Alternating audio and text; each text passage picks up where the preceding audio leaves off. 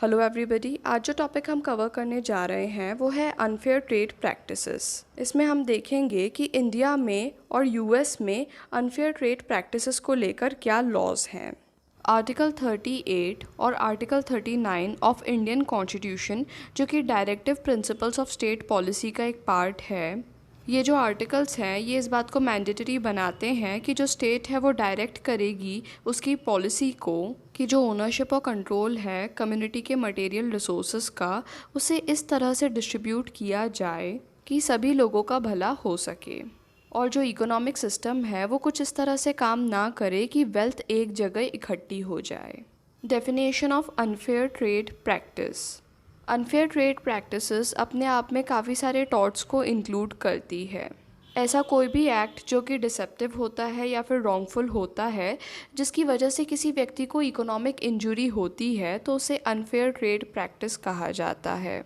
Legal theories की बात करें तो trade secret misappropriation, unfair competition, false advertising, palming off, dilution और डिस्पैरेजमेंट, ये सभी चीज़ें अनफेयर ट्रेड प्रैक्टिसेस में आती हैं। Definition of unfair trade practice under the consumer protection act 1986, section 2(1) R of consumer protection act 1986 define करता है unfair trade practice को। अनफेयर ट्रेड प्रैक्टिस एक ऐसी ट्रेड प्रैक्टिस होती है जिसमें सेल को प्रमोट करने के लिए, गुड्स के सप्लाई और यूसेज के लिए या फिर किसी अन्य सर्विस के लिए जब किसी अनफेयर मेथड को अडॉप्ट किया जाता है या फिर किसी अनफेयर या फिर डिसेप्टिव प्रैक्टिस को अडॉप्ट किया जाता है तो हम इसे अनफेयर ट्रेड प्रैक्टिस कहते हैं। कंज्यूमर प्रोटेक्शन एक्ट 1986 का जो सेक्शन 2(1) आर है वो काफ़ी सारी चीज़ों को कवर करता है। अगर कोई व्यक्ति ऐसा है जो अपने गुड्स को फॉल्सली रिप्रेजेंट कर रहा है, उसके स्टैंडर्ड को लेके, क्वालिटी को लेके, क्वांटिटी को लेके, ग्रेड को लेके, कंपोजिशन को लेके, स्टाइल को लेके या फिर मॉडल को लेकर, तो ये एक अनफेयर ट्रेड प्रैक्टिस है। अगर कोई व्यक्ति अपनी सर्विसेज को फॉल्सली रिप्रेजेंट करता है तो ये भी एक अनफेयर ट्रेड प्रैक्टिस है। अगर कोई व्यक्ति ऐसा है जो कि रीबिल्ड, सेकेंड हैंड, रेनोवेटेड या फिर रिकंडीशनड चीज़ को न्यू गुड्स बताता है तो ये भी अनफेयर ट्रेड प्रैक्टिस है। अगर कोई व्यक्ति ऐसा कहता है कि जो पर्टिकुलर गुड्स या फिर सर्विसेज हैं उनके पास स्पॉन्सरशिप है, अप्रूवल है, परफॉर्मेंस है, कैरेक्टरिस्टिक्स हैं, एक्सेसरीज़ हैं या फिर बेनिफिट्स हैं जो असल में उन गुड्स या फिर सर्विसेज के पास में नहीं हैं, तो ये एक अनफेयर ट्रेड प्रैक्टिस है। अगर कोई सेलर या फिर सप्लायर कहता है कि उसके पास में स्पॉन्सरशिप, अप्रूवल या फिर अफिलिएशन है जो कि उस सप्लायर के पास सच में नहीं है, तो ये भी एक अनफेयर ट्रेड प्रैक्टिस है। अगर कोई व्यक्ति झूठ बोलता है कि जो गुड्स और सर्विसेज वो प्रोवाइड कर रहा है वो काफ़ी ज़्यादा यूज़फुल है, तो अगर वो उसकी यूज़फुलनेस को लेकर या फिर उसकी ज़रूरतों को लेकर झूठे दावे करता है तो ये भी एक अनफेयर ट्रेड प्रैक्टिस है। अगर कोई व्यक्ति बिना किसी प्रॉपर टेस्ट के पब्लिक को वारंटी या फिर गारंटी प्रोवाइड करता है प्रोडक्ट के परफॉर्मेंस को लेकर, तो ये भी एक अनफेयर ट्रेड प्रैक्टिस है। Section 2(1) R of consumer protection act 1986 इन्हीं बातों को कवर करता है कि अनफेयर ट्रेड प्रैक्टिसेस में क्या क्या चीज़ें आती हैं। भारत में 2002 तक the monopolies and restrictive trade practices act (MRTP) काम कर रहा था। ये पहला ऐसा लेजिस्लेशन था जो कि अनफेयर ट्रेड प्रैक्टिसेस के साथ में डील कर रहा था। MRTP एक्ट को रिपील कर दिया गया था और कॉम्पिटिशन एक्ट 2002 को लाया गया था। जितने भी केसेस MRTPC के पास में पेंडिंग थे वे सारे cases competition commission of India को ट्रांसफ़र कर दिए गए थे। वो केसेस जिस भी स्टेज पर थे वहाँ से आगे की प्रक्रिया फिर CCI के द्वारा की गई थी। पर यहाँ पर ऐसा कोई भी प्रोविज़न नहीं दिया गया था जो कि अनफेयर ट्रेड प्रैक्टिस के साथ में डील कर सके। अनफेयर ट्रेड प्रैक्टिसेस को कवर करता है कंज्यूमर प्रोटेक्शन एक्ट 1986। पिछले कुछ दिनों में ऐसा देखा गया है कि जो अनफेयर ट्रेड प्रैक्टिसेस हैं उनमें एक राइज आया है। Lakhanpal national limited versus MRTP commission के सामने ये बात रखी गई थी कि जो अपलेंट कंपनी है वो मैन्युफैक्चर कर रही थी नोविनो ड्राई सेल बैटरीज़ को जापान की मित्सुशिता इलेक्ट्रिक इंडस्ट्रियल कंपनी के साथ कोलैबोरेशन में। और यहाँ पर उन्होंने नेशनल पैनासोनिक ऑफ जापान के साथ में कोलैबोरेट नहीं किया था, पर टेक्निक वो नेशनल पैनासोनिक ऑफ जापान की ही इस्तेमाल कर रहे थे। कंपनी के द्वारा यही एडवर्टाइज़ किया जा रहा था कि नेशनल पैनासोनिक ऑफ जापान की टेक्निक को इस्तेमाल करके ही इन बैटरीज़ को बनाया जा रहा है।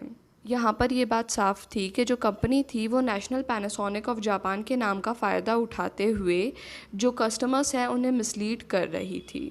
MRTP कमीशन के द्वारा कहा गया कि ये जो तरीका है ये मिसलीडिंग है, पर सुप्रीम कोर्ट के द्वारा इस ऑर्डर को रिवर्स कर दिया गया। सुप्रीम कोर्ट का यहाँ पर ये कहना था कि ऐसी कोई कंपनी नहीं है जिसके नाम में नेशनल और पैनासोनिक वर्ड का इस्तेमाल किया गया हो। यहाँ पर जो कंपनी है वो सिर्फ उसके स्टैंडर्ड ऑफ क्वालिटी को मैच कर रही है, तो यहाँ पर ये बात ज़रूरी नहीं है कि वो बिल्कुल उसी का नाम इस्तेमाल करके इस प्रोडक्ट को सेल करे। यहाँ पर कंपनी के द्वारा नेशनल पैनासोनिक ऑफ जापान की टेक्निक को इस्तेमाल किया जा रहा था और यहाँ पर वो कंपनी सिर्फ मैच करने की कोशिश कर रही थी नेशनल पैनासोनिक ऑफ जापान के स्टैंडर्ड्स को। सुप्रीम कोर्ट के द्वारा इस बात को मिसलीडिंग नहीं कंसिडर किया गया। Glaxo limited and capsulation services limited. Glaxo के द्वारा एक ड्रग को मार्केट किया जा रहा था जो कि मैन्युफैक्चर किया गया था कैप्सुलेशन के द्वारा। लोगो में जो शब्द हैं ग्लैक्सो उसे प्रोमिनेंटली दिखाया गया था और जो वर्ड्स हैं कैप्सुलेशन उसे छोटी राइटिंग में लिखा गया था। इससे कंज्यूमर को ये लगता है कि ये जो पर्टिकुलर ड्रग है ये ग्लैक्सो के द्वारा बनाया गया है, जबकि उसे मैन्युफैक्चर किया जा रहा था कैप्सुलेशन के द्वारा। कमीशन का यहाँ पर ये कहना था कि यहाँ पर इंग्रेडिएंट्स ऑफ लॉस या फिर इंजुरी एब्सेंट हैं। ये जो प्रैक्टिस है ये सेक्शन 36A के कुछ क्लॉजेस में फॉल करती है, पर इसके बावजूद भी इसे एक अनफेयर ट्रेड प्रैक्टिस कंसिडर नहीं किया जा सकता है। US के फेडरल ट्रेड कमीशन एक्ट के सेक्शन 5A के द्वारा प्रोहिबिट किया जाता है अनफेयर और डिसेप्टिव एक्ट्स और प्रैक्टिसेस इन और अफेक्टिंग कॉमर्स को। Section 5A of federal trade commission act कहता है कि अनफेयर प्रैक्टिसेस वो प्रैक्टिसेस होती हैं जो कि कंज्यूमर्स को इंजरी कॉज करती है, ऐसी इंजरीज़ जो कि कंज्यूमर अवॉइड नहीं कर सकते हैं। ये इंजरीज़ नेचर में इतनी ज़्यादा बड़ी होती हैं कि प्रोडक्ट या फिर सर्विस के द्वारा जो फ़ायदा पहुंचाया जा रहा है उस फ़ायदे को भी ये इंजरीज़ आउटवे कर जाती है।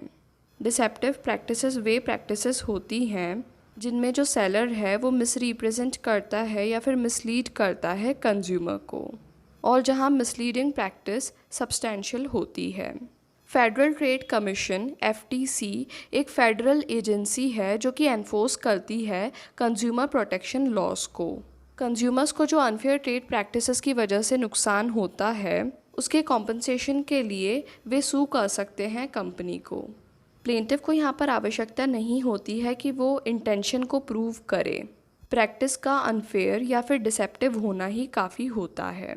US में अनफेयर ट्रेड प्रैक्टिसेस इंक्लूड करती है प्रोडक्ट गारंटीज़ और फॉल्स एंडोर्समेंट को, अनफेयर एडवर्टाइजिंग को, कस्टमर्स का एडवांटेज लेना, किसी प्रोडक्ट को मिसरिप्रेजेंट करना, प्राइस के बारे में मिसलीडिंग इन्फॉर्मेशन देना और इम्पॉर्टेंट इन्फॉर्मेशन को डिस्क्लोज़ ना करना।